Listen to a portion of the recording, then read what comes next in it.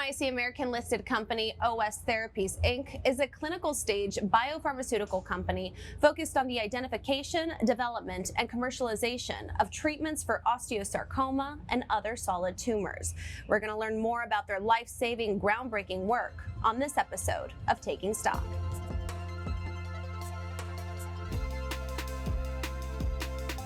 OS Therapies is unique for a number of reasons. The first of which, we have a cancer vaccine that uses a particular bacteria called Listeria that's engineered to only go after HER2 positive cells, which are cells that are often involved in cancer. And because they only target those cells, the bacteria enters those cells, activates the immune system, and then the immune system, both from inside the cell and outside the cell, come to kill the cancer. Well, tell me about how long this initiative to create such a drug has been going on for. Well, it's been well over 20 years. The interesting thing of background of this company is that a lot of money, about $250 million, was spent before we acquired this technology, developing all kinds of different models. And we really sought out just the HER2 aspect of it because that goes to prevent metastases, which are when you have an initial cancer and then it spreads to other parts of the body. You want to stop that spread. And so for us, the technology really goes stopping the HER2. The HER2 is really responsible for vascularization, so to give oxygen and blood to the cancer. And so by shutting down the ability of the cancer to get oxygen and blood, you shut down its ability to grow and it doesn't go to that next area of the body. Did AI play a role into the implementation of this new technology? AI is a very interesting term in biotech. We've looked at AI for a long time, which is really machine learning. And so AI has been involved in the development of biotech, through iterative processes and screening for decades. The way people think about AI now, which is taking large language models of kind of human data and then distilling it down and giving an answer. We have done the same thing with biological data for a very long time. And now what we're able to do with these new models is kind of align things. So with the current set of processes that we haven't really used the current set of AI. With our backup program, however, we think AI is going to be really important as we go and screen all the cancers that are out there and then design different combinations of drugs that can work together. That's incredible. And you recently listed with the NYSE, went public on NYSE American. Tell me about why now was the time to access the public markets. Well, now is a great time for us because we have phase 2B data coming up at the end of the year. This is a 41 patient clinical trial in pediatric and young adult osteosarcoma. Osteosarcoma is a bone cancer that's very deadly. You have about a 50% cure rate at the initial stage, and then everyone who doesn't get cured, there's about a 95% death rate afterwards. And what we're trying to do is reduce that death rate substantially. So for us, the timing is great because we have data coming out at the end of the year. Most of the money that was raised pre-IPO allowed us to get the trial almost done. So this kind of top-up financing that we took in the IPO are going to allow us to get through that data. And with that data, the FDA has already given us a rare pediatric disease designation. And what that does for orphan diseases is if you ultimately get approval for that therapy, you get a voucher. And these vouchers are sold into the market for upwards of $100 million.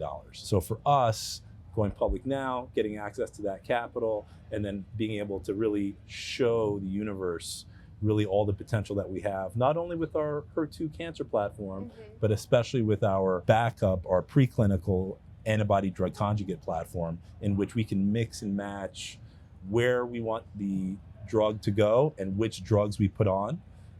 This has been the subject. These antibody drug conjugates, or also called ADCs, have been the subject of huge transactions in biotech. So Pfizer bought Seagen for $42 billion, all the way down to AMAM got bought out for $1.2 billion.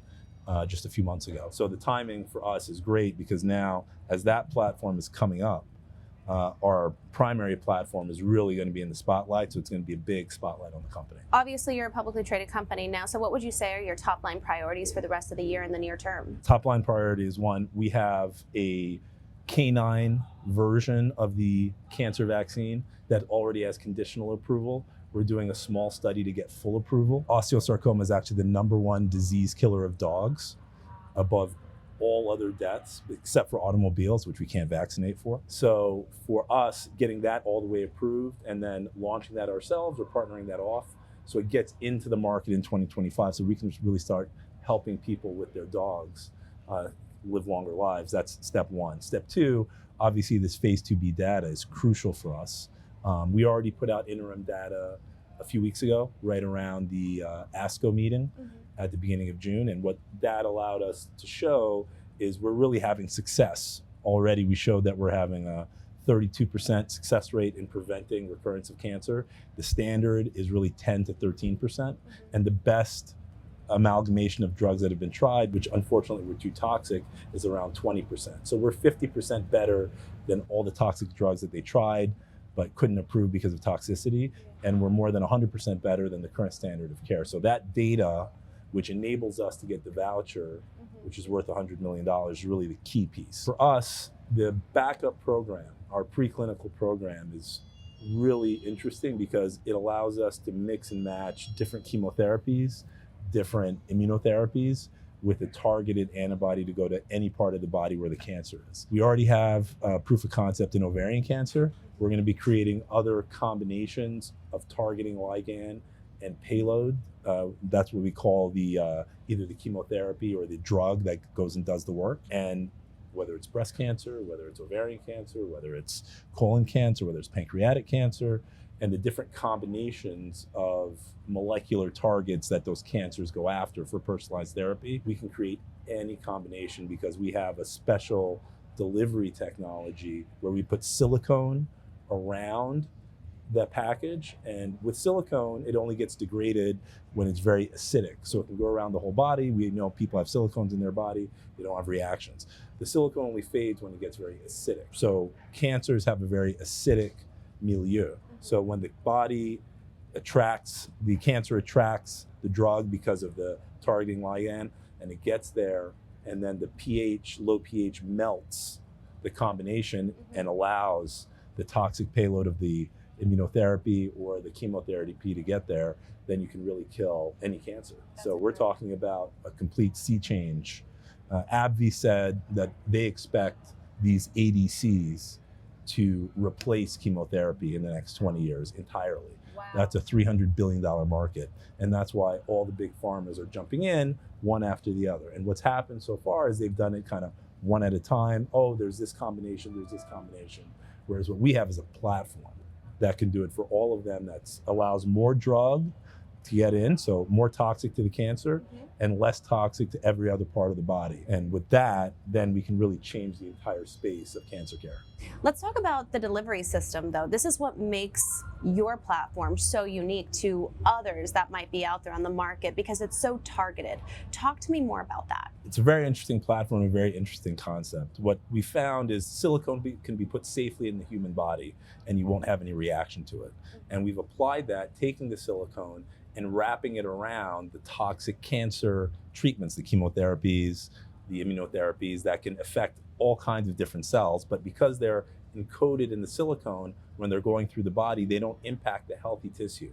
The targeting ligand is like a magnet that's attracted to the cancer. So you put it in the body, the magnet attracts it to the cancer. When it gets into that cancer environment, because there's a very low pH, it's very acidic, it melts the silicone. And preserves the healthy cells, it doesn't destroy them. That's right. And then you just have the chemotherapy toxicity in the cancer only. So using this delivery system with your platform, then the patient wouldn't get so sick, essentially. Is that correct? That's exactly right. And that's exactly why Big Pharma is going after this, because what we're finding now is there's chemotherapies, there's immunotherapies, and people are trying to use them in combination.